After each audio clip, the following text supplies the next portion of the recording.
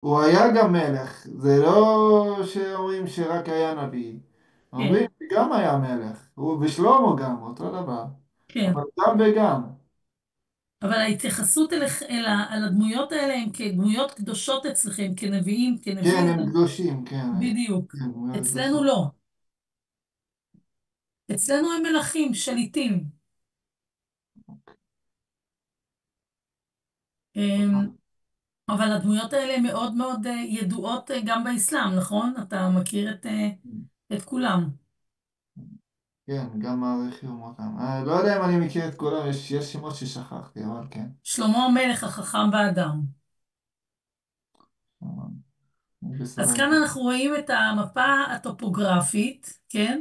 רואים את עיר דוד, זו הגבעה המזרחית. אנחנו רואים ממש פה את הציר של נחל קדרון, כן? הגיחון, מפעל המים שממנו בעצם יש לנו את המפעלים שעליהם יש את המחלוקת במחקר מבחינת התיארוך שנדבר, כמו שאמרתי, יותר מאוחר או אולי שבוע הבא.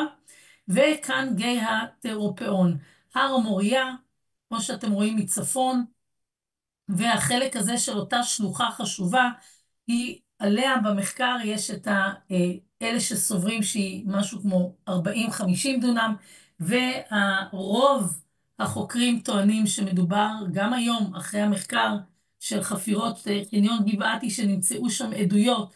אם אתם זוכרים, אנחנו יצאנו מחניון גבעתי, שהיינו בסיור, הלכנו בתוך תעלת המים ויצאנו מתוך חניון גבעתי, והראיתי לכם ששם יש חפירות, בחלק של החניון יש שם חפירות של שטח של המאה העשירית-תשיעית לפני הספירה, וזה עדות ברורה לכך שירושלים בשלב הזה של המאה העשירית-תשיעית לפני הספירה, לפני כ3,000 שנה, היא הייתה הרבה יותר גדולה ממה שחשבנו. שנים טענו שמדובר ב-60 דונם. אלה שתמיד טענו שהעיר הרבה יותר קטנה ומצומצמת, כמו פילקינשטיין והרצוג, הם תמיד הורידו את זה עוד אפילו יותר, כמשהו כמו 40-50 דונם סן מקסימום. אבל אלה שטוענים שהעיר הייתה עוצמתית, מבוצרת, חזקה, הם טענו, וגם היום יש לכך הוכחות, שמדובר על שטח הרבה יותר גדול, על סדר גודל של 80 ו-90 דונמים. כאן אנחנו רואים את החומה הנוספת, החומה המאוחרת יותר, הנה כאן, מה שנקרא החומה הרחבה, לא כל כך מאוחרת, כן? מתוארכת למאה השמינית לפני הספירה, בשלב של אותה תקופה שחזקיהו, גם על זה יהיה לי איזשהו, אני מקווה שאני נספיק לספר לא היום, כן? אבל אותה חומה של המאה השמינית לפני הספירה זה סיפור מאוד אה, מרגש לראות את הטקסטים שמספרים על אותו בנייה של חזקיהו המלך, כן? במקורות, ולעומת זה כמה אה, מרחק אדיר של מאות אלפי קילומטרים מארץ ישראל נמצאו עדויות שמספרות על אותו מסע סנחריב. לארץ ישראל, וכמה הסיפור הזה אנחנו עוד נדבר עליו ככה בנפרד במהלך הסמסטר. אני אראה לכם את העדויות של הדברים שנמצאו. אז הנה כאן אנחנו רואים פה את החפירות בעיר דוד, כן, בוא נאמר, זה אולי השטח שנלעס הכי הרבה.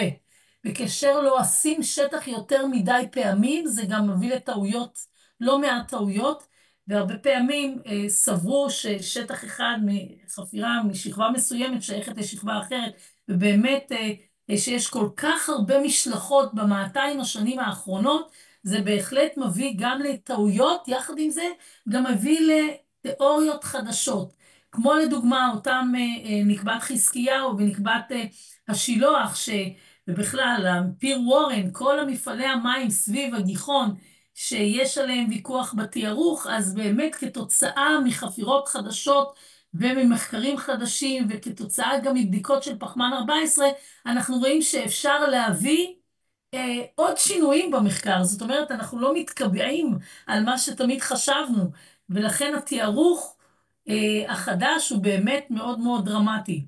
אבל היום, כמו שאמרתי, היום אנחנו מדברים על כל מיני תגליות, ולא על התיארוך של הביצורים ומפעל המים.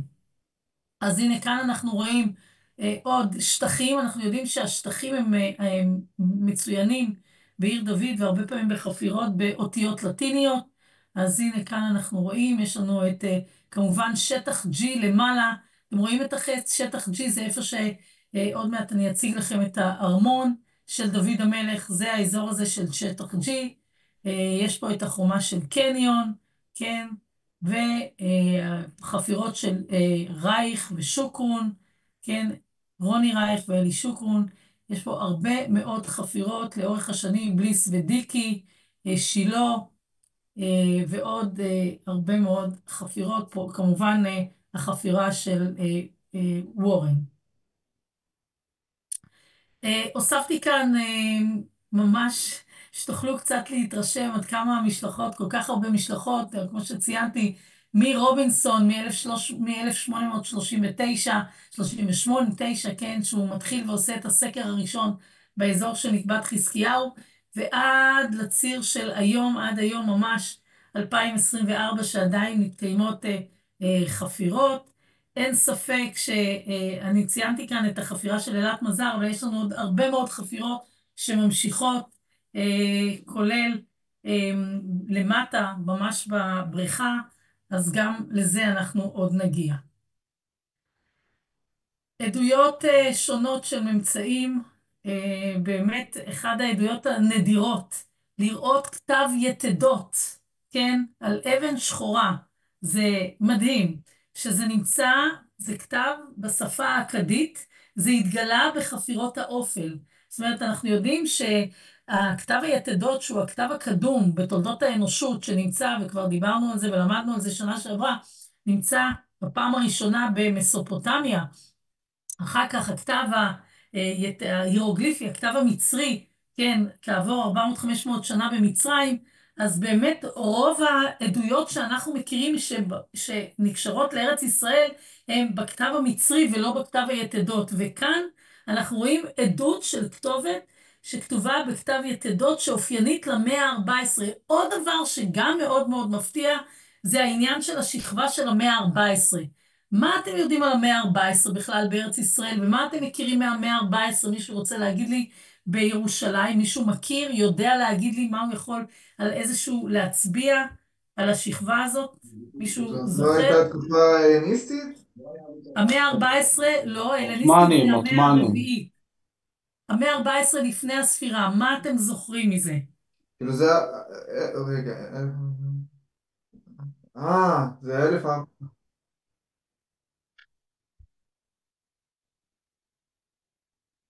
כן, כן, לא, לא, איזה עות'מאנים? 3,000, 400... חשבתי אחרי הספירה, לא לפני הספירה.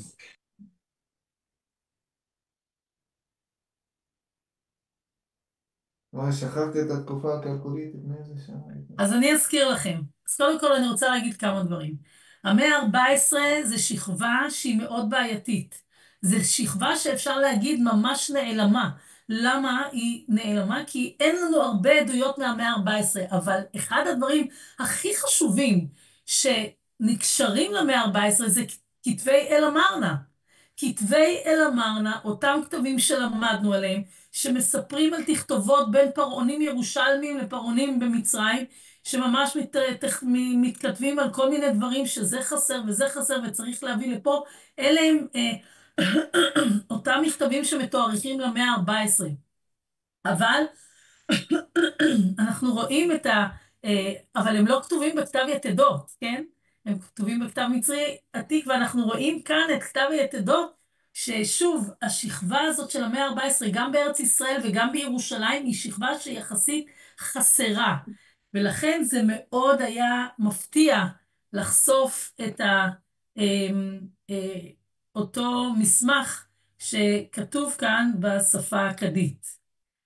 אני רוצה לשתף אתכם על החפירות של דוקטור אלת מזר, שבוודאי שמעתם עליה רבות, וגם הזכרנו אותה בסיפור בשנה שעברה בסיור.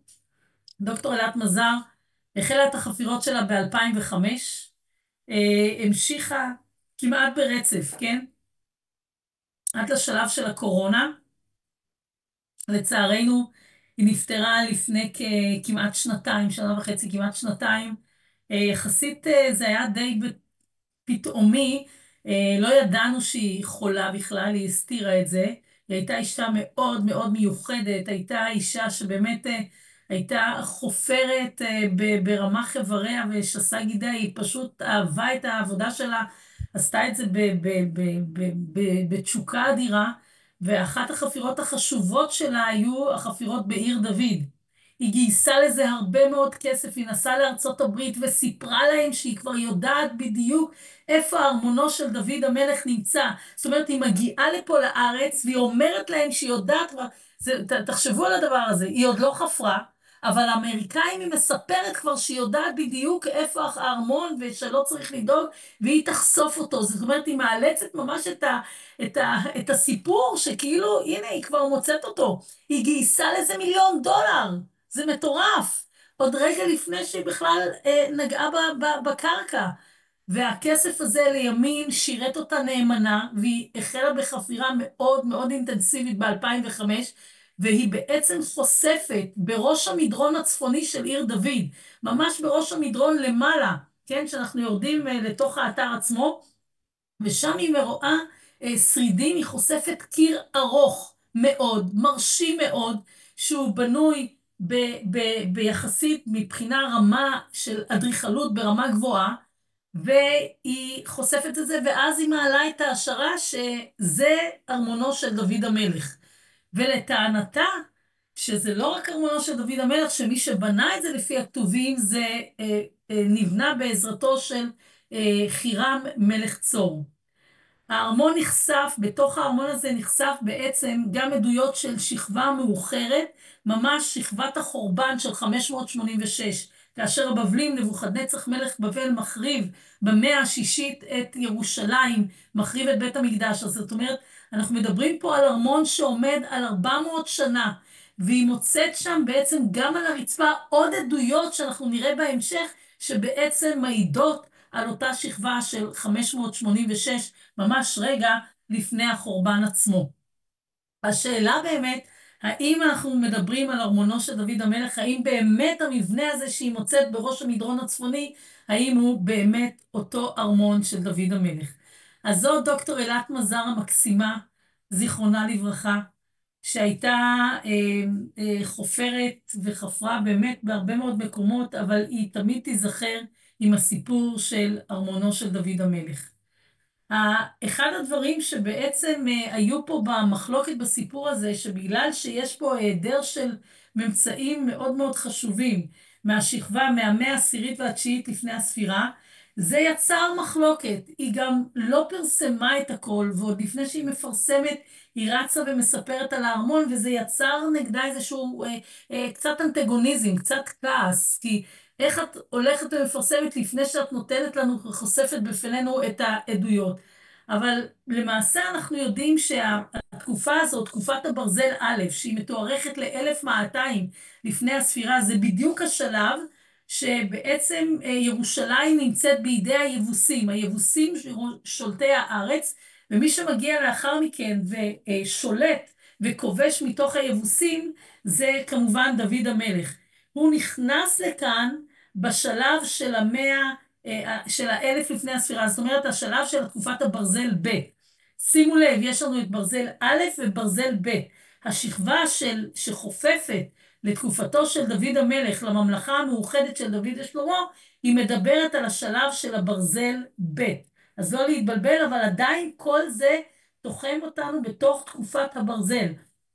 אתם זוכרים, למדנו את הקלקוליטים, ואחרי הקלקוליטים, שזה תקופת הנחושת, עברנו לתקופת הברונזה, דיברנו על הברונזה הקדומה, שבה יש לנו בעצם את המהפכה העירונית הידועה, ועליה נלמד רבות גם בשנה הבאה בקורס מהפכה עירונית.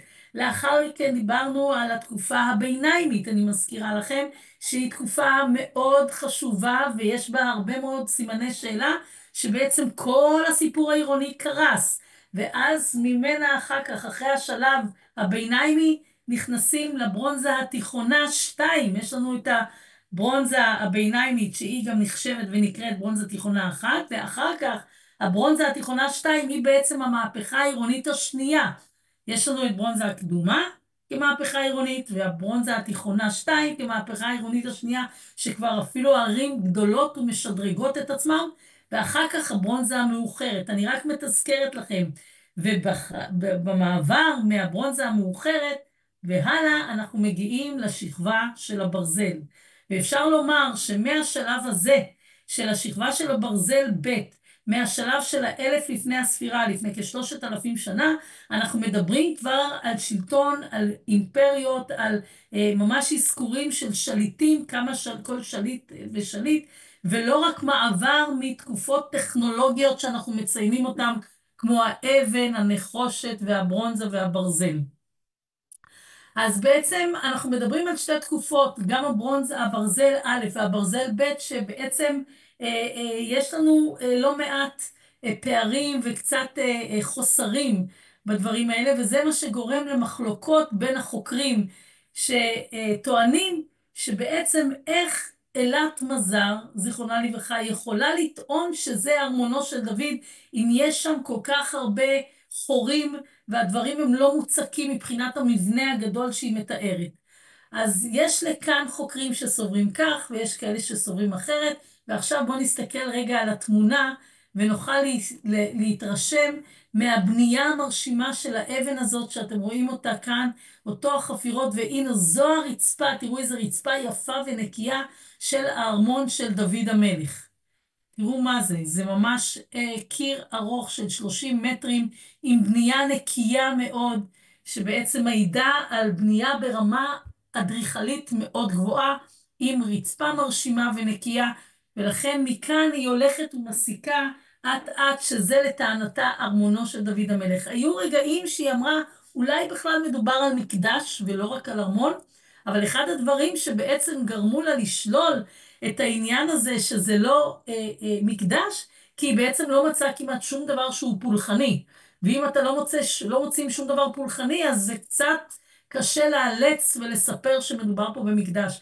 ולכן היא יותר, הסבירות הגבוהה מבחינתה הייתה שזה מדובר פה בארמון, ומכאן היא הלכה ואולי הרחיקה לכת ואמרה שמדובר בארמונו של דוד המלך.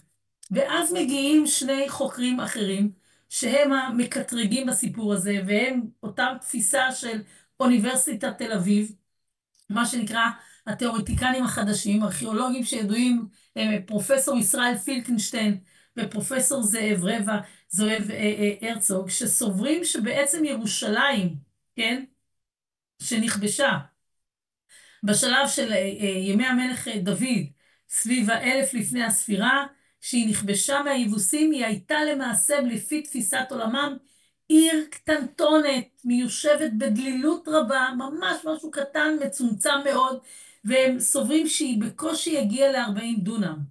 לעומת זאת, כמו שאמרתי, אלת מזר, שנמנית עם הארכיאולוגים, אולי אפשר להגיד הרוב החוקרים סוברים כמו אלת מזר, שירושלים הייתה עיר גדולה, מבוצרת, חזקה, ודוד בעצם הפך אותה לעיר הבירה. דוד המלך מגיע אחרי שהוא מולך 7 שנים בחברון, הוא מגיע לירושלים והופך אותה לעיר דוד. מזר מייחסת באמת משקל מאוד רב לאמינות של סיפורי התנ"ך, ולכן היא נותנת המון דגש על הפירוט התנ"כי והציטוטים מהתנ"ך, ולכן היא גם הולכת עם צעד אחד נוסף ואומרת על פי הכתוב גם שכל הסיפור של דוד, וגם בספר דברי הימים וגם בספר שמואל ב', שבהם אנחנו מוצאים את אותם עדויות, אז היא סוברת שבעצם הם מחזקים אותה שמדובר פה בעצם על ארמונו של דוד ועל העיר שהיא עיר חזקה, מבוצרת, שדוד כובש אותם מהיבוסים. היא טוענת שאפילו הקיר, המבנה האבן הגדול הזה שהוא הונח שם, הוא נמצא מעבר לחומה והוא מתוארך לעניות דעתה לשלב של ברזל 2. היא מסתמכת כמובן על התיאורים התנ"כיים, והמבנה האבן המדורג שנחשף בשטח G, מי שזוכר, שעמדנו שם למטה, ישבנו שם איפה שהפרגולה וצפינו לעבר בית אחיאל, על השירותים הקדום, אמרתי לכם שזה שטח G, אז הוא נחשף על ידי פרופסור יגאל שילה זיכרונו לברכה, שנפטר יחסית בגיל צעיר. והוא חפר בשנת 1985, וזה בעצם אותו מבנה מדורג שמהווה מבנה תמך, מבנה קונסטרוקציה. הוא בעצם מחזיק את הארמון שנמצא למעלה. האם אתם זוכרים על מה אני מדברת? כן, כן, בטח, בטח זוכרים. כן? אוקיי, תודה. אז כמו שאמרתי, מזר דוגלת וממשיכה ונצמדת לכל התיאורים התנ"כיים, והיא בעצם מקבלת את התיאור הזה שמי שבונה ומי שמסייע לדוד המלך בבנייה של ארמונו הוא בעצם חירם מלך צור. היא גם מציגה שאנחנו רואים שאנחנו יודעים שחירם היה קשר מיוחד למלכי דוד ושלמה, ולכן הוא גם בחר לסייע להם בבנייה, וסייע לשלמה המלך בבנייה של הארמון. כמו שאמרתי, מנגד טוענים אותם חוקרים שבאים לקטרג בעניין הזה, והם אומרים שבכלל, אם היא מדברת על השכבה הזאת של דוד, זה נראה להם לא הגיוני בעליל, מכיוון שחלק יש פה היעדר של רציפות מבחינת הבנייה והתקופות. ובגלל זה שחלק מהמבנים שם, חלק מהעדויות שם הם רומי ביזנטי בכלל, היא אומרת לא יכול להיות, הם טוענים שזה מונע מהם לתת את התיארוך כמו שהיא מדייקת אותו ומציינת אותו, כאילו מדובר בברזל בית, באופן מדויק וללא עוררין. אז הם בהחלט חולקים עליה.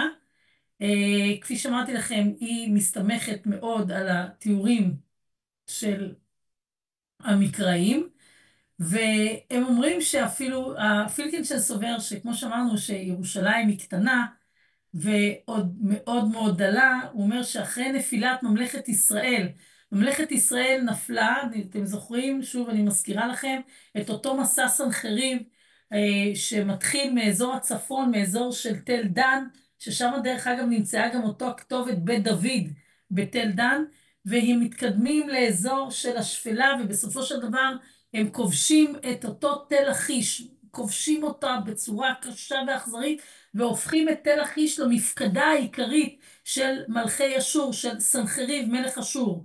והם כל אותם פליטים, אני רק מזכירה לכם את הסיפור. אמיר, אתה עוקב אחריי בדבר הזה? כי האמת שמישהו לא גדל על הסיפורים התנ"כיים, אולי זה קצת רחוק ממנו הדבר הזה. האם אתה מכיר את הסיפור של סנחריב? ואם לא תגיד לי אז אני ארחיב על זה קצת. תגיד לי בקצרה, אולי אני מכיר.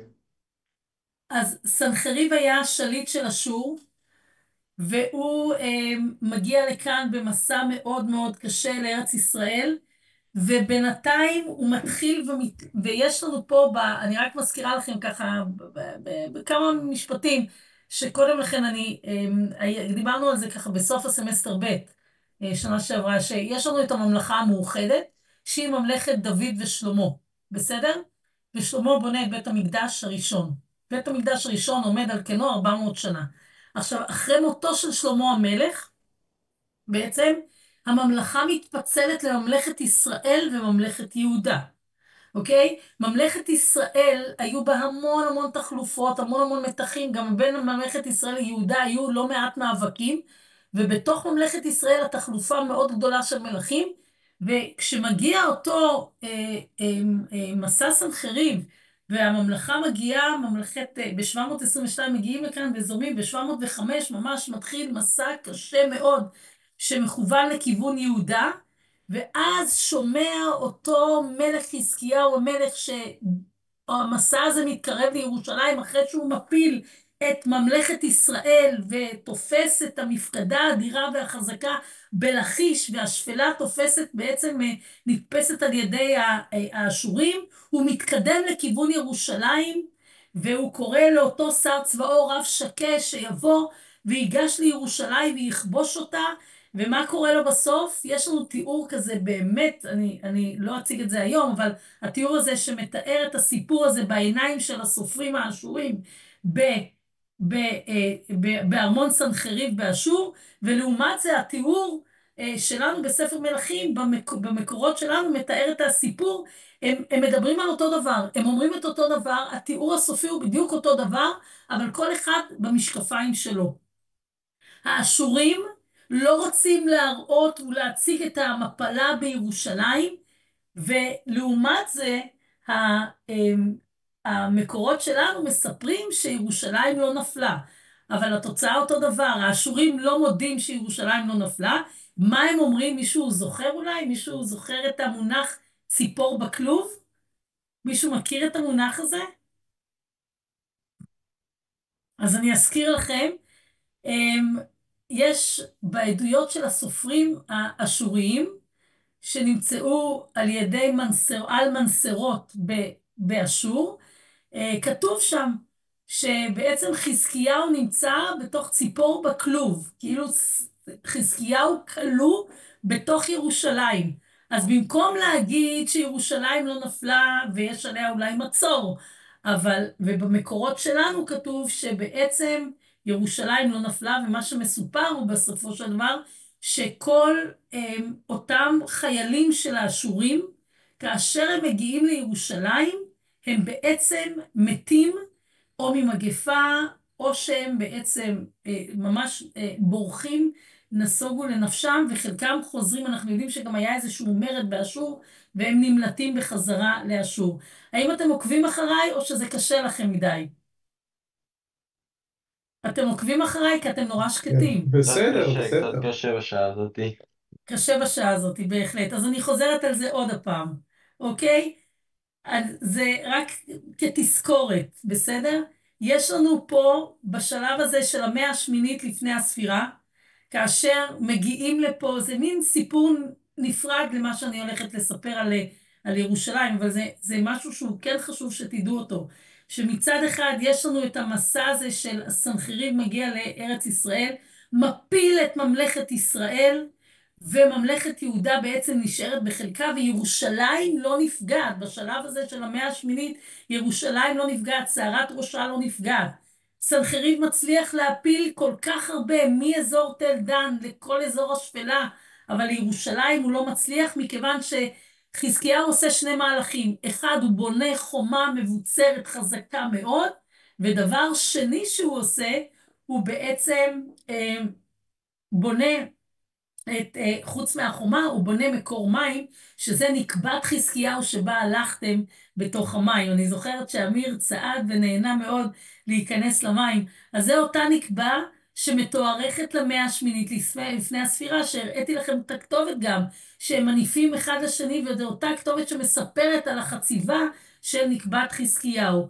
אז זה השלב הזה. עכשיו אני רוצה לומר לכם שבעצם מבחינת התפיסה של פילקנשטיין, שירושלים היא קטנה, והיא מאוד קטנה, גם אנחנו צריכים לדמיין את זה, כן? הם סוברים שירושלים מגיעה לסדר גודל של 40-50 דונם, ומנגד אנחנו יודעים והם מסכימים על כך שכל הפליטים של ממלכת ישראל נכנסים ליהודה, זאת אומרת כמות אדירה של אנשים, ובכל זאת מגיעים לירושלים, זאת אומרת זה באמת מדהים.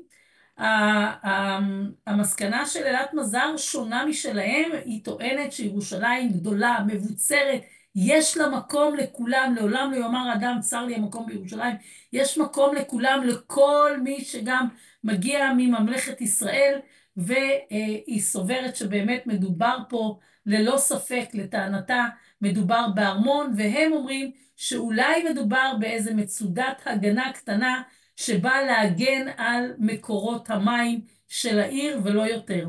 אז אם אני שואלת אתכם עכשיו שאלה, אז מה טוענים המקטרגים פילקנשטיין והרצוג? הם טוענים שירושלים היא קטנה מאוד, מצומצמת, כמה עשרות דונמים בודדים, לא יותר מ-40-50, והיא בעצם עם המצודה הזאת שמצאה אלת מזר, עם מבנה, אפשר להגדירה כמשהו כמבנה של הגנה, משהו קטן, לא יותר מדי מרשים, שבא להגן בעצם כביצור, כמצודה על המים. לעומת זאת, אלת מזר טוענת שזה ארמונו, לא פחות ויותר, של דוד המלך. והעיר היא גדולה, מבוצרת, והעדויות הן כתובות וברורות לטענתה, והיא מגיעה לסדר גודל של 80-90 דונם, פי 2 ממה שחושבים התיאורטיקנים החדשים. האם עד כאן הכל בסדר וברור? אלה הם שני הסיפורים העיקריים שכרגע רציתי, סליחה? אוקיי. אז אני רוצה לציין שהארמון הזה שבעצם בנוי על החורבות של המבנה, והארמון בעצם גם נקרא בית המילו.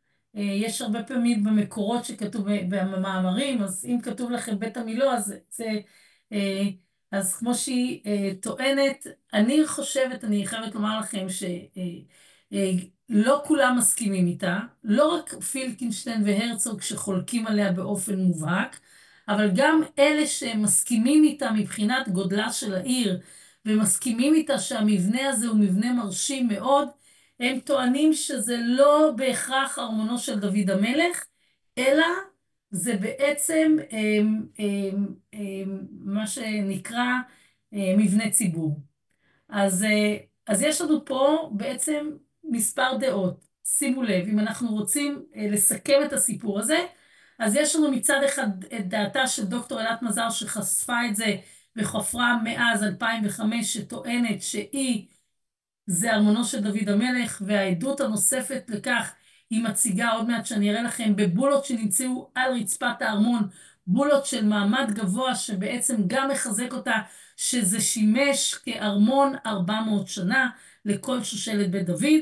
מנגד יש את פילקינשטיין והרצוג שאומרים לא, זה לא ארמון, בוודאי לא מקדש. אם היא חשבה אי פעם שאולי זה מקדש, אבל גם העניין הזה נשלל כי לא נמצאו לזה ממצאים פולחניים, אז לא זה ולא זה, אז אולי זה בעצם, הם טוענים איזושהי מצודה קטנה כדי להגן על מקורות המים שהיו חשובים, ואני יכולה להגיד לכם שחלק די גדול של חוקרים טוענים את הדבר השלישי, שזה מבנה ציבור, ואני הולכת איתם בגישה הזו, שזה כנראה לא בוודאות ארמונו של דוד המלך, אבל סביר שזה מבנה ציבור ששימש כמבנה, אנחנו לא יודעים להגדיר יותר מזה, אבל מבנה ציבור ששימש את הקהל הרחב.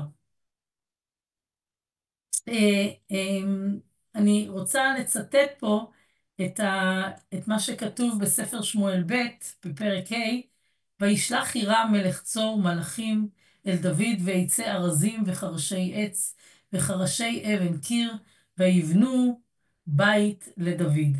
זה עוד דבר שמחזק ללא ספק את אלת מזר בתפיסה שלה, שזה ארמונו של דוד שנבנה בסיועו של חירם מלך צור.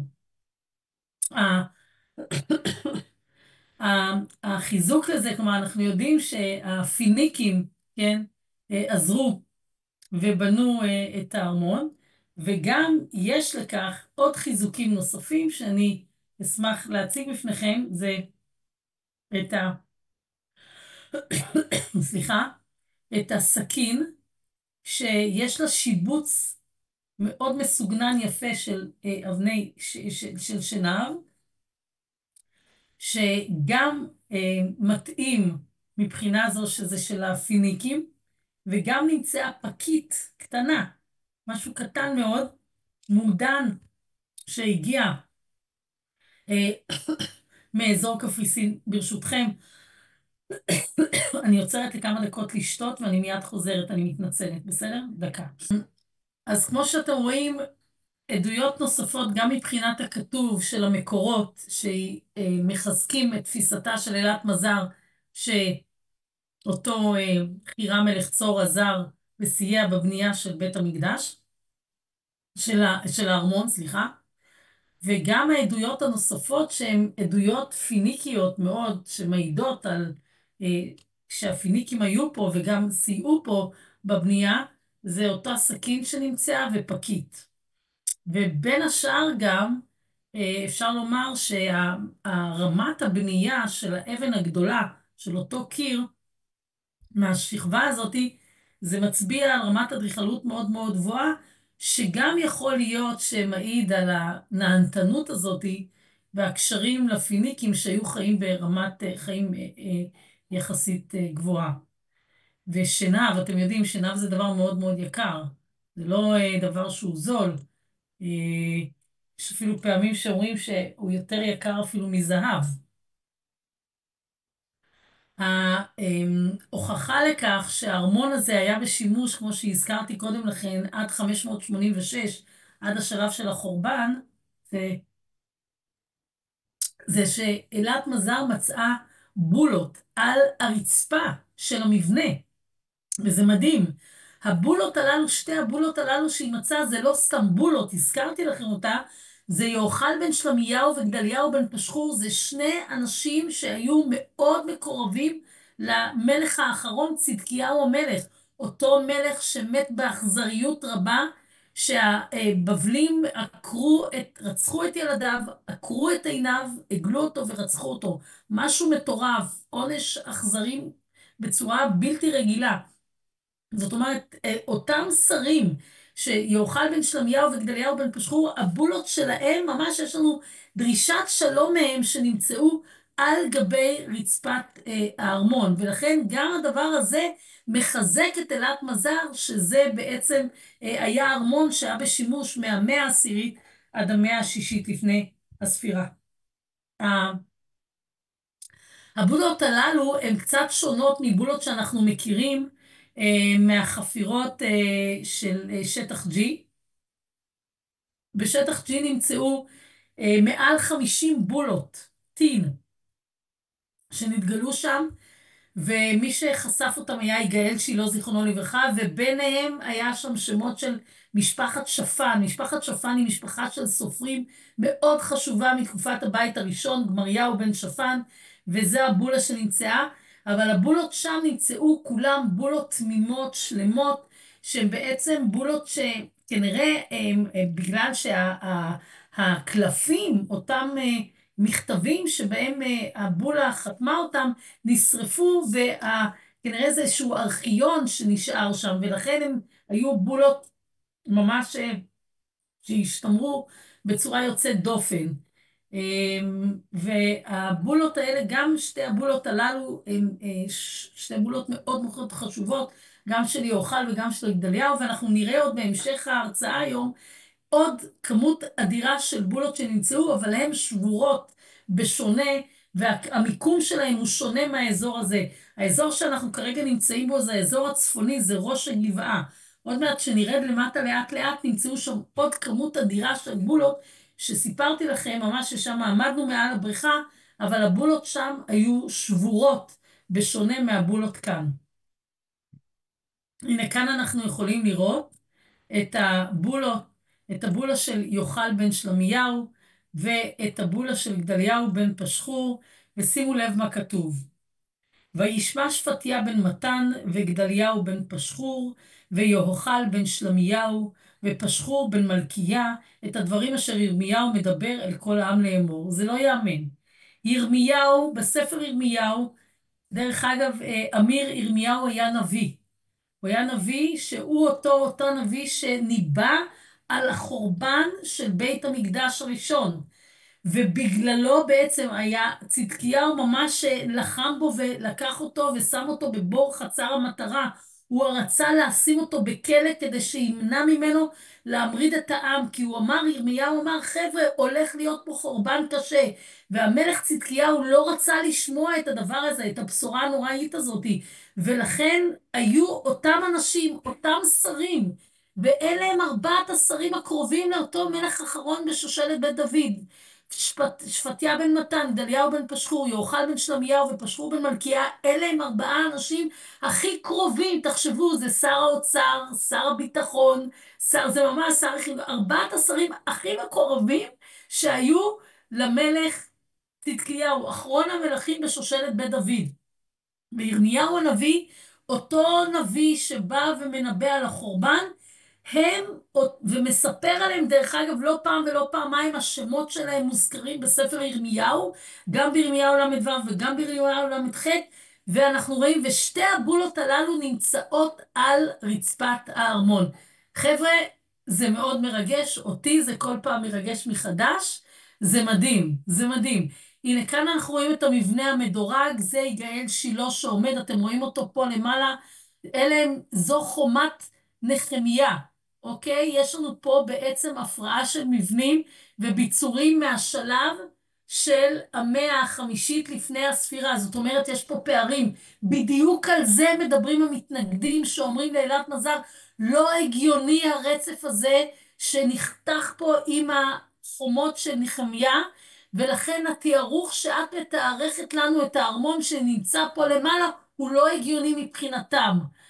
יש כאלה שאומרים שהרצף הזה הוא לא מחייב, ויש מספיק עדויות על כך שזה כן מתאים לשלב של המאה העשירית-תשיעית, ובעיקר שעל הרצפה עוד נמצאה בולות שבעצם מתארכות למאה השישית, ולכן זה יכול להיות כמבנה ציבור.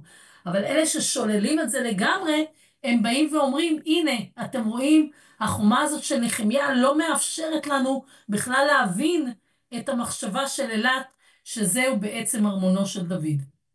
זה המבנה המדורג, זה הקונסטרוקציה שמחזיקה למעשה את הארמון שנמצא פה למעלה. יש לי אולי תמונה אחרת שרואים את זה יותר טוב. אנחנו ישבנו פה וצפינו פה על הבית של אחיאל, פה על השירותים הקדום, פה על המבנה המדורג, וכשאנחנו עומדים פה ממש, אנחנו כבר לא רואים פה את המגדל שהורידה אותו דוקטור אילת מזר. מה שרואים היום זה את המגדל הזה, מה שכתוב עליו מספר 3, את המבנה המדורג, את בית אחיאל, וכמובן את השירותים הקדום, ולמטה למטה זה נקודה של בית הבולות. אז כאן אנחנו רואים שוב את החתך היפה הזה של המבנה המדורג, שבעצם משמש כמעין קונסטרוקציה של הסיפור הזה, של אותו מבנה, אוקיי? ואנחנו רואים את הבנייה מבטון שבאה למנוע אתם זוכרים שסיפרתי לכם, רגע, אני שותה קצת, רגע. סליחה, אתם זוכרים שסיפרתי לכם בחפירה שהיו חרדים שקיללו את יגאל שילה ולא אפשרו לו לחפור? אתם זוכרים את הסיפור הזה? או שזה רחוק לכם? סיפרתי לכם סיפרת לנו. שהארכיאולוג יגאל שילה הלך לעולמו כן. באופן פתאומי, זוכרים? כן, כן, ובנו את הקיר הביטון הזה וזה. בדיוק, בנו אותו, האדריכל מלצר בנה אותו כדי למנוע את המאבק עם החרדים ולמנוע ולפתור את העניין של הסכסוך, כי החרדים לא נתנו להמשיך לחפור פה, ובשביל זה בנו את הקיר בטון האלה כדי שזה יהיה משהו שהוא יהיה בלתי הפיך, שלא יוכלו לעשות אותו, לא יוכלו להמשיך לחפור. יתרה מכך, פה למעלה סיפרתי לכם שיש שם 2 קברים, 2 מצבות שאין שם, אף אחד לא קבור שם, אבל שמו את זה כעובדה קיימת כדי למנוע חפירה. כי ביהדות לא חופרים קברים. האם אתה יודע את זה, אמיר? ביהדות אסור לגוע בעצמות, זה קדוש ואסור לנו לחפור בקברים. ולכן אתה יכול החרדים, גם לשאול את הצעירים האחרים, כי אני בספק שהם יודעים את זה. אתם יודעים את זה, חברים? כן, כן, שביהדות, בטח. אתם כן, יודעים? מכירים.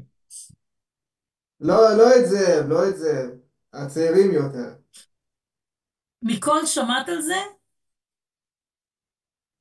כן, אני מכירה את זה. אביטל, אתם יודעים שאסור לחפור קברים יהודים? אני מכירה את זה. כן? זה משהו שהוא מאוד מאוד חזק ביהדות. האם באסלאם זה גם ככה? לא יודע, אבל אני חושב שאסור... למה שמישהו ירצה לחפור קבר בכלל, של בן אדם? אז אלא אתה, אם אבל כן, האם, אם כן הוא מת לפני הרבה שנים ואין מקום בבית קברות, ואז רוצים לשים מישהו חדש, אז זה משהו אחר.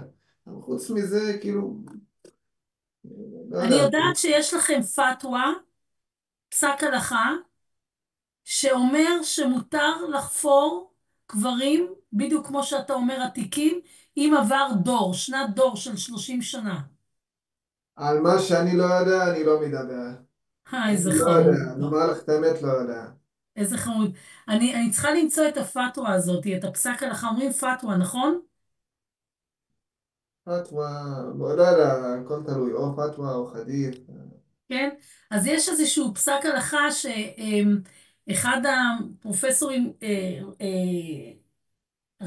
פרופסור רייטר, שלא הכרתם אותו, אתם נכנסתם, שאבי ששון נכנס, אז פרופסור רייטר כתב על זה איזשהו מחקר, אני אעביר לך, זה משהו שהוא מעניין, בתפיסה איך שזה שונה בין האסלאם וגם קצת הנצרות והיהדות, כל אחד מתייחסת אחרת לעניין הקבורה.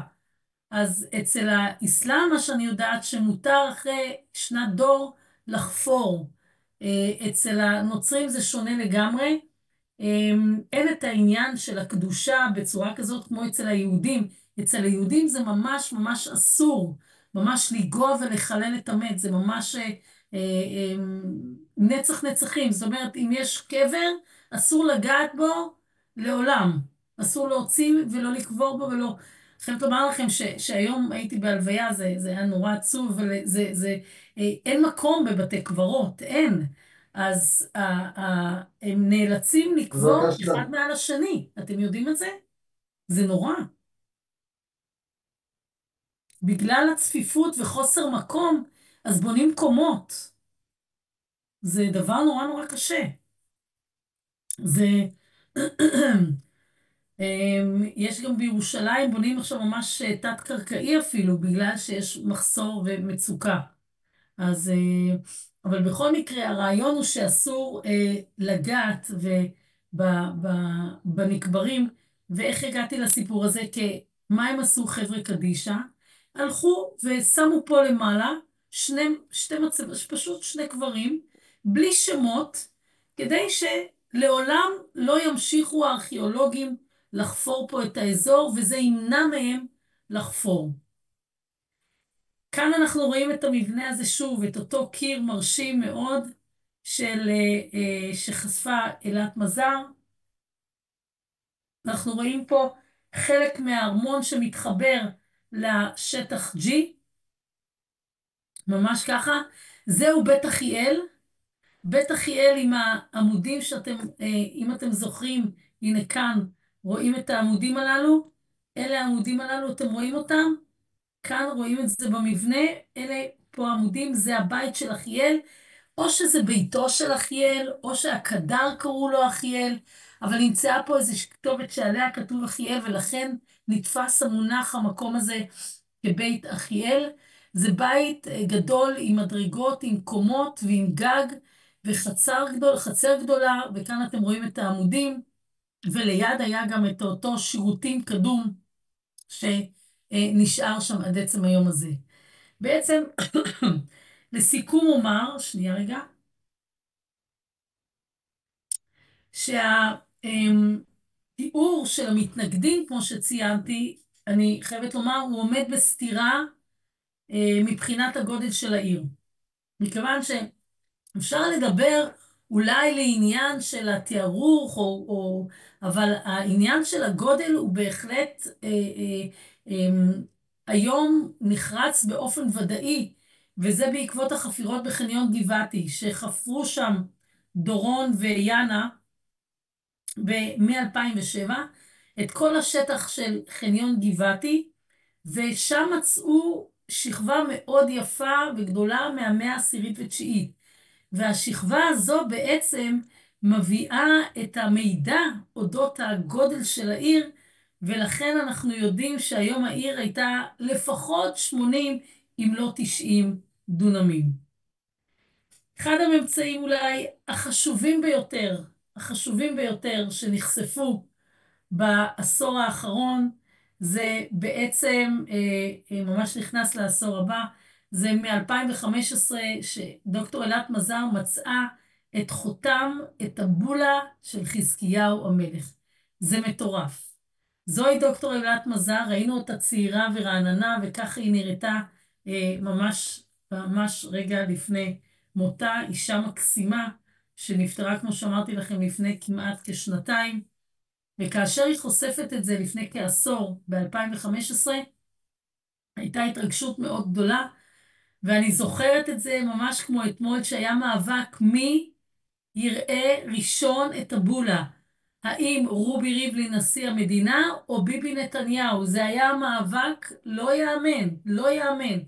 אבל הם הכריעו שמה והם קיבלו את רובי ריבלין, אנחנו הוציאו את כל הקבוצות המטיילים שהגיעו, והוציאו אותנו החוצה עם הסטודנטים, אמרו, נשיא המדינה הגיע, אז היא קיבלה אותו בהתרגשות רבה, ואחרי חצי שעה היא קיבלה את ראש הממשלה, והיה באמת יום שלם של המון המון התרגשות סביב המבצע הזה. תחשבו איך שגם נשיא מדינה וגם ראש ממשלה יוצאים לשטח להיחשף לממצא הכל כך חשוב הזה, וזה לא סתם בולה. זאת אומרת, אם זה הייתה סתם בולה, ברור לכם שלא היו עושים את כל הדבר הזה, אבל הגיעו לשם משלחות במשך שנה שלמה. ההתרגשות סביב הדבר הזה היה באמת בלתי רגיל עד היום. זה נחשב לממצא בין החשובים ביותר בעשור האחרון, וכך זה כתוב לחזקיה, כנראה זה חסר, הבן אחז מלך יהודה. זה מטורף, זה כתוב בכתב עברי קדום, זה לא יאמן, וזה מה שכתוב, זה פשוט חותם מדהים של המלך חזקיהו. אנחנו יודעים שבעצם הבולה הזאת היא בולה נדירה, ולאחריה נמצאו עוד כמות מאוד גדולות שהיה ממש אוסף בולות נדיר, שנחשף שנתיים לאחר מכן. אבל אמרתי לכם, ההבדל הוא בין הבולה של חזקיהו והבולה של גדליהו ושל ירוחל בן שלמיהו וגם של בן שפן, שהם היו תמימות שלמות. אלה אוסף של בולות די רחב, די גדול, שנמצא ב-2017, שהוא שברים של בולות. היו חלק תמימות, אבל הרוב היה ממש שברים. ומה שמדהים הוא שהאוסף הזה מעיד בעצם על מנהל מאוד חזק ומאורגן ומפותח מאוד בשלב של תקופת הבית הראשון, וגם הוא שופך לנו אור על השפה העברית הקדומה, על הכתב העברי הקדום, על האומנות, על המגדר, כי יש שמות של נשים ויש שמות של גברים. הנה בולה יפה של אחייב בן מנחם, זאת אומרת ממש, תראו, הנה, תראו את הדבר הזה, זה פשוט מדהים. אז כמות מאוד מאוד גדולה של בולות שנחשפה, והיא נחשפה ב-2017, כשנתיים לאחר אותה בולה של חזקיהו מלך. אין ספק שבאזור הזה של עיר דוד, יש לנו המון עדויות, גם לחורבן שהיה על ידי דוד, על ידי הבבלים, וחלק מהעדויות הללו אנחנו רואים בשרידים של מבנה מגורים וכמות של כלי חרס, והדבר העוד יותר מרגש בסיפור הזה זה כמות אדירה, לא רק של בולות אלא גם של עצמות קשקשי דגים ושרידי עץ מפוחמים. מה עושים פה עצמות דגים? הרי אין לנו ים בירושלים, הירושלמים לא יודעים לשחות, הירושלמים לא אוהבים ים אפילו, ומה לקסקסים ומה לעצמות דגים, מה הדגים, מה כמות דגים כזאת עושה בירושלים? האם למישהו יש איזה רעיון? אולי איך היו זה? נחלים באזור? נחלים, או היו מביאים סחורה מאזור הים? היו מה אמרת? או שהיו נחלים שם, והיו כן, בהם דגים, או שהיו מביאים מאזור הים. יפה, יפה.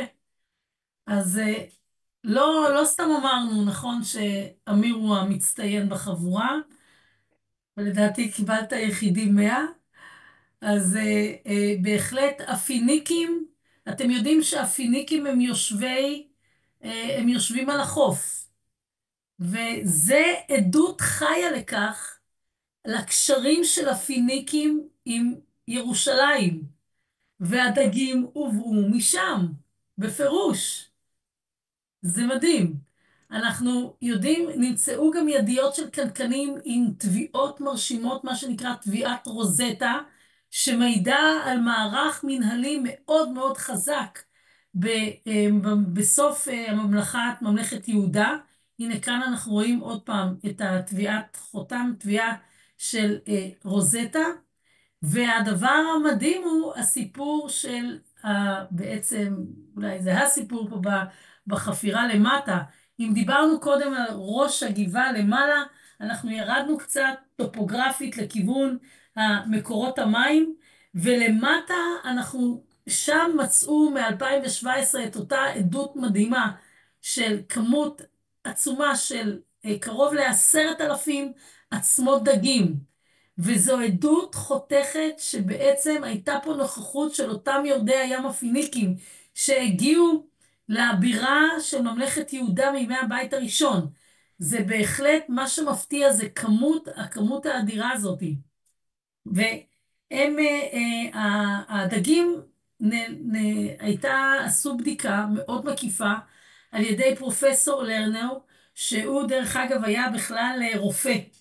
ולימים ההתמחות שלו הייתה בכירורגיה, ובאיזשהו שלב הוא אמר לעצמו, אני לא אוהב את העבודה, אני אוהב את החפירה, והוא פרש מעבודתו ככירורג, והתחיל להתמסר למחקר שלו בחקר של עצמות דגים, בחפירות ארכיאולוגיות, והוא באמת הגיע למסקנה בבדיקה שלו, שהוא, אתם יודעים, זה גם רופא וגם חוקר מדהים, שבארכיאולוגיה, והוא מגיע למסקנה שמדובר פה בדגים שמקורם מהים התיכון, שכנראה היו בשליטה של האזור הפיניקי, שבעיקר בעצם דגי דניס ודגי בורי. אם מישהו לא זוכר איך הדג דניס נראה, והדג בורי נראה, אז אלה הדגים דניס ובורי, והעצמות, תחשבו, זה מטורף. הכמות הזאת שנמצאה היא באמת בלתי נתפסת. קרוב ל10,000, זה פשוט מדהים. אז כמו שכמות הבולות, כן, והעצמות דגים שנמצאו בעצם המצבור האדיר הזה, זה מעיד לנו שכנראה מדובר פה על מעמד כלכלי גבוה. ואולי זה בא גם לחזק ולהגיד, להביע לנו שמדובר פה על תפריט של תזונה, של אוכלוסייה שניזונה מדגים. זאת אומרת, לקחת מכזה מרחק מהים לירושלים דגים שישמשו כחלק מהתזונה, הכלכלה היומיומית של התושבים, זה מעיד לכם שמדובר פה על אוכלוסייה חזקה במעמד כלכלי גבוה. הרי אנשים בדרך כלל במעמד רגיל, אז אוכלים מה שמזדמן להם באזור, מה שקיים להם, קרוב שהם יכולים לאכול, ולא מתחילים לייבא את זה מרחוק ועד שזה מגיע לכאן לירושלים. זאת אומרת, זה באמת מרשים.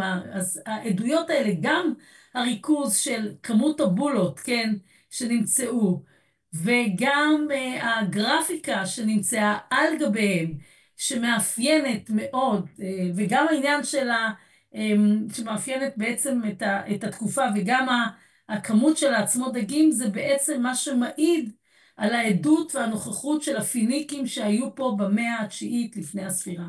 זאת אומרת, זה ממש מחזק את מי שמסכים בגישה הזאת שמדובר פה על הפיניקים. עכשיו אני רוצה לתת לכם עוד פן נוסף, של שני חוקרים, רוני רייך, שהוא באמת אחד החוקרים הגדולים בירושלים, וחפר 2 עשורים בירושלים, בעיר דוד, ואלי שוקרון, שבאמת עבד ברשות העתיקות. שניהם עבדו יחדיו לאורך הרבה מאוד שנים, והם מתארכים את הממצא הזה למאה התשיעית לפני הספירה, והם מסוגרים את זה לטווח זמן של 2 מלכים, יהורם בן יהושפט, והמלכות של יואש בן אחזיה.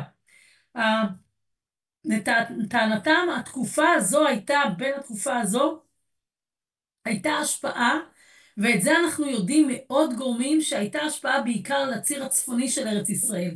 זאת אומרת, הקשרים של ממלכת ישראל עם האזור הפניקי, כן, עם העדויות של הבולות והפיסות הטין שנמצאו, וגם הדגים, זה מחזק את כולם שמדובר פה על הקשרים עם פניקיה, עם כל הציר הזה הפיניקי, ואותם אזורים של ארצות הצפוניות לקשרים של ארץ ישראל.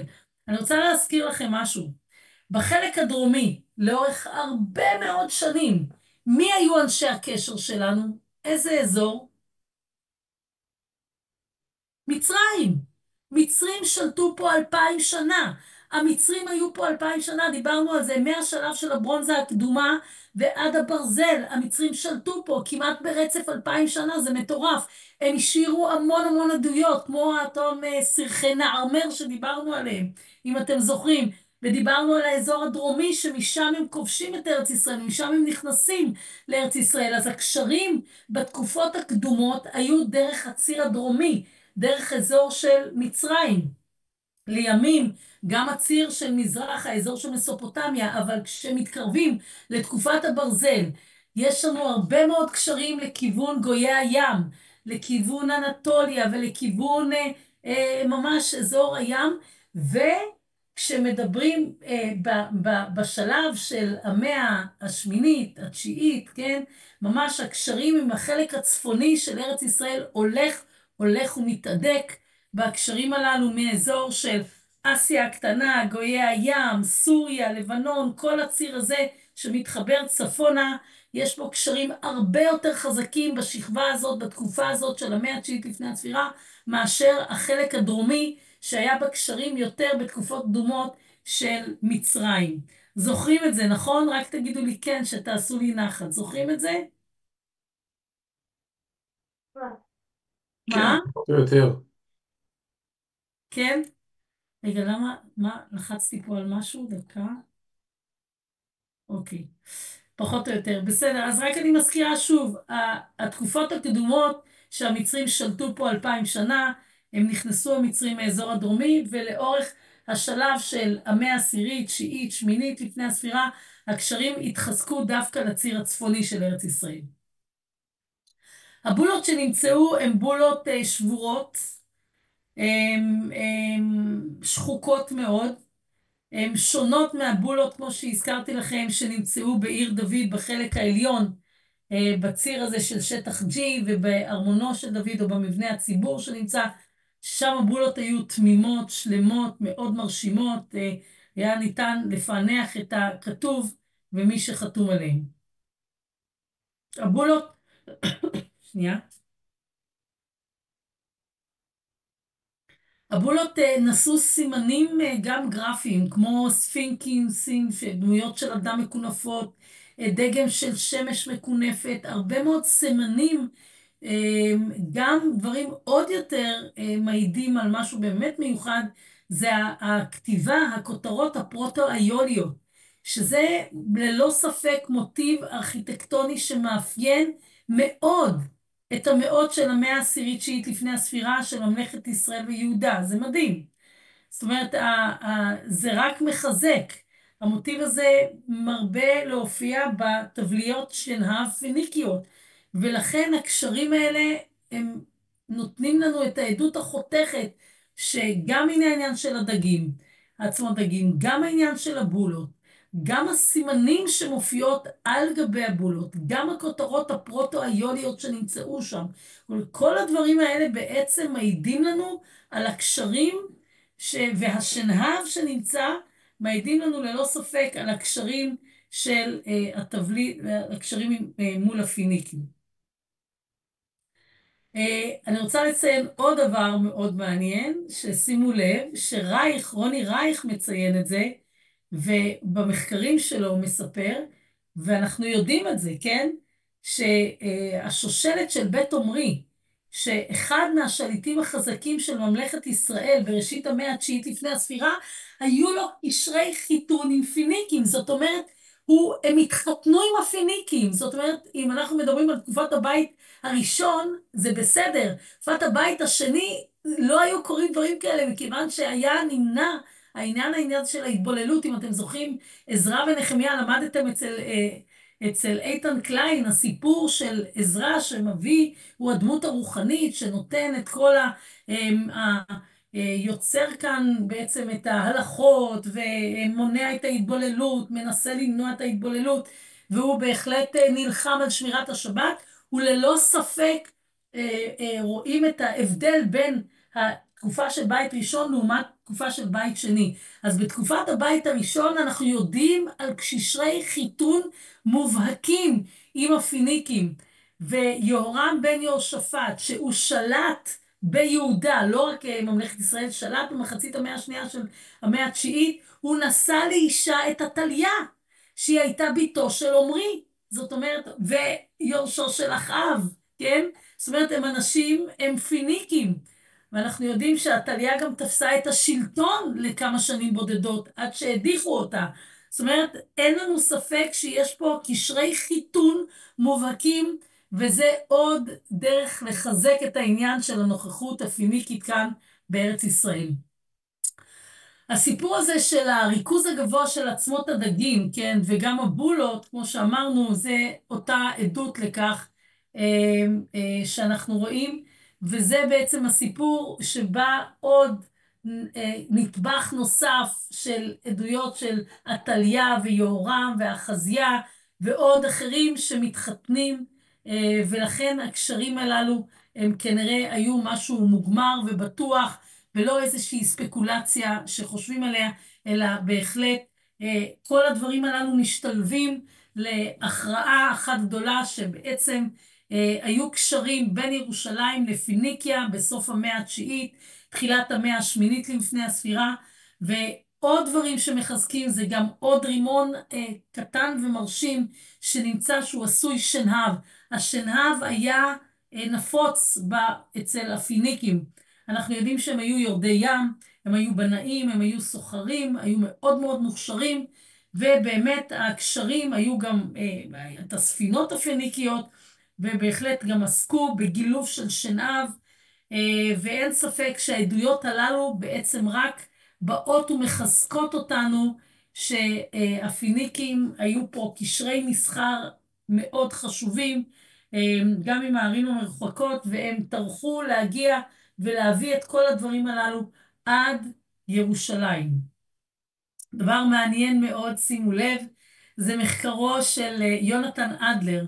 דוקטור יונתן אדלר הוא מאוניברסיטת אריאל, הוא בדק למעשה, שימו לב, 56 מכלולים של דגים, מתוך 30 אתרים ארכיאולוגיים בארץ, כן? מתוך 30 אתרים ארכיאולוגיים בארץ ובסיני, בסך הכל מעל 20,000 עצמות דגים. זה כמות מטורפת, שרק בתוכם, בתוך ירושלים, נמצאו 10,000. תשימו לב, מחציתם נמצאו בירושלים. התוצאות היו שבעצם בשלב הזה, כן, שאנחנו יודעים, בעצם הוא מגלה משהו מאוד מעניין, שהיהודים היו אוכלים דגים לא כשרים. זאת אומרת, העניין של הכשרות חלחל בתקופת הבית השני, כמו העניין של החיתון, שלא מתחתנים עם מישהו שאיננו יהודי. אבל כאן, בשלב של בית ראשון, ביהדות, הרי אתם יודעים שביהדות מאוד מקפידים לא להתחתן עם מישהו שאיננו יהודי. יש הרבה מאוד דתות, גם באסלאם מקפידים להתחתן עם מוסלמי, גם אצלנו נוצרים אולי זה קצת פחות. אבל ביהדות מי שהוא דתי הוא מאוד מאוד מקפיד על זה כמובן. וכאן אנחנו רואים איזושהי החרגה שכנראה בשלב הזה, כנראה לא היו הדת ואכילת דברים אסורים, וגם מבחינת החיתון לא היה נפוץ בשלב הזה. אחרת איך יכול להיות שאם היה את ההלכה הזאת, איך יכול להיות שיהודים אכלו דגים לא כשרים, אפילו קרישים בתקופה הזאת, וזה המחקר שלו מעיד שבעצם, אז בוא אני אגיד לך משהו. המאה התשיעית התגוררו בירושלים יהודים. במכלול הזה של האזור, ששם יש לנו 10,000 דגים, התגוררו שם יהודים, אוקיי? אז, ועוד אתרים שגם אנחנו יודעים משכבה של המאה התשיעית, שגם התגוררו יהודים, והם בכל זאת אכלו דגים שהם לא כשרים, אז מה שמניח אותו דוקטור אדלר, שכנראה העניין של האיסור אכילת דג לא כשר, לא הייתה נפוצה בשלב הזה. אתה יכול לחלוק עליו, זה בסדר, אבל אני לא הבנתי, אתה טוען שבעצם מי שאכל את הדגים הוא לא דווקא יהודי, אלא יכלו לאכול אותם גם אנשים אחרים.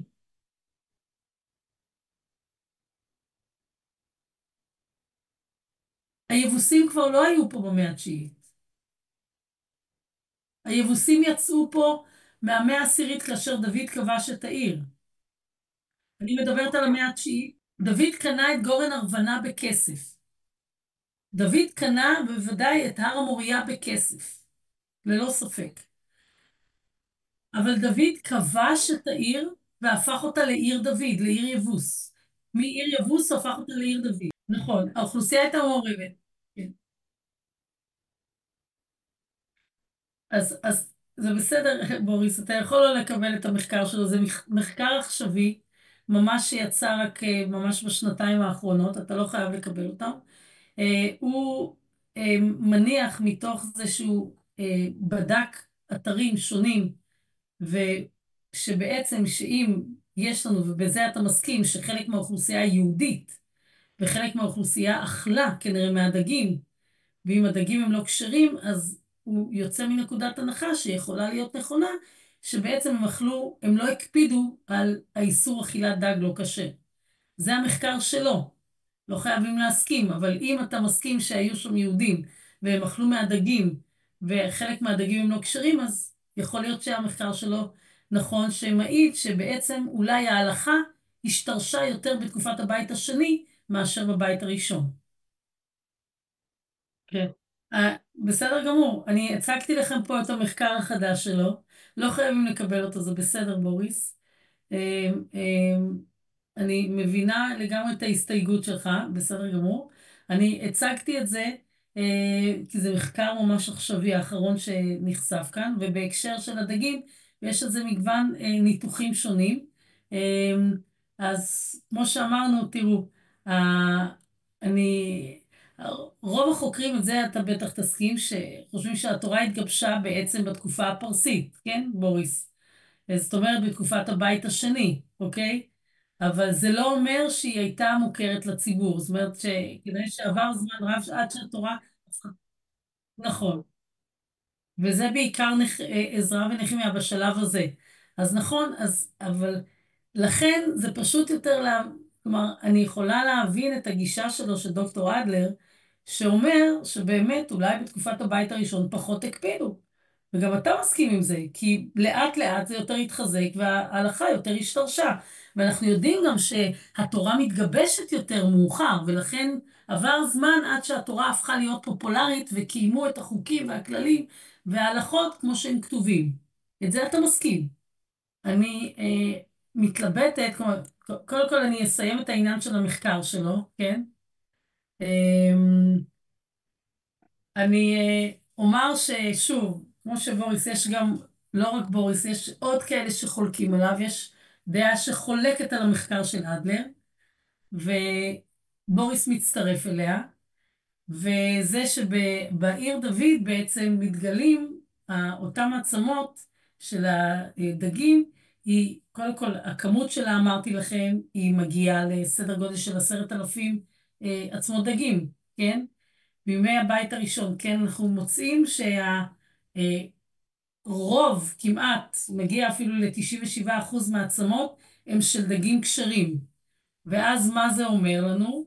שמכאן שכן שמרו על חוקי התורה. אז בעצם יש לנו פה איזושהי דילמה בין המחקר שלו למחקר, אז בוריס אתה בהחלט הלכת בכיוון הזה, אז שוב אני אומרת, יש לנו תמיד מחקר ויש את אלה שטוענים שהמחקר לא מספיק חזק ולא מספיק נכון וחולקים עליו. הכל בסדר, את זה הוא מציג, אבל אני מניחה שעם הזמן יתבהרו עוד דברים. אני לא רוצה כרגע להיכנס לעוד כמה ממצאים מאוד חשובים, כי אחרת זה כבר סיפור מאוד, יש לנו עוד חצי מצגת, גמרנו חצי מצגת היום, החצי השני מרתק בעיניי לא פחות, בהרבה מאוד עדויות של ממצאים חדשים שנחשפו, גם שנהבים ועוד דברים נוספים, אז אני מציעה שנעשה את זה כבר בשבוע הבא. ונסגור היום, ממש סיימנו את השיעור. אז אני מודה לכם על ההקשבה, ואני מצטערת שעשינו את זה מאוחר. השעה כבר 10:30, באמת אני מתנצלת על השעה מאוד מאוד מאוחרת שסחבתי אתכם. אני מודה לכם על הרגישות שנתתם לי ללמד אתכם עד השעה הזאת. בסדר, בסדר, אנחנו מבינים. תודה רבה. אז ניפגש בשבוע הבא, ואני מקווה שהייתם קשובים והצלחתם לעקוב אחריי.